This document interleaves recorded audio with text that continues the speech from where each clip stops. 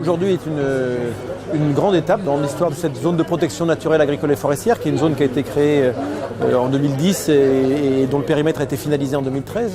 C'est vraiment un atout essentiel et aujourd'hui on signait une charte d'engagement de tous les partenaires, c'est-à-dire aussi bien l'État, les collectivités locales, les acteurs opérationnels du monde agricole, notamment la Chambre d'agriculture, mais aussi forestiers. Donc tous les partenaires se sont engagés dans une démarche collective de protection et d'animation de la ZPNAF. Et je crois que c'est une démarche forte. Le préfet l'a dit, c'est pas figé, on est là pour compléter si c'est nécessaire, etc.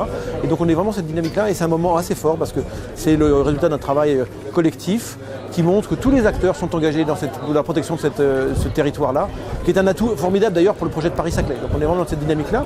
Et puis par ailleurs, il y a une autre dimension qu'on a signée aujourd'hui avec la Chambre d'agriculture et monsieur le préfet, qui est un protocole pour participer au financement du programme d'action. Vous savez que cette zone de protection naturelle agricole forestière, c'est un territoire avec une charte d'engagement et une protection à la non-urbanisation, mais il y a aussi la volonté d'un programme d'action pour valoriser, accompagner le monde agricole, accompagner les zones protégées dans une plus grande valorisation.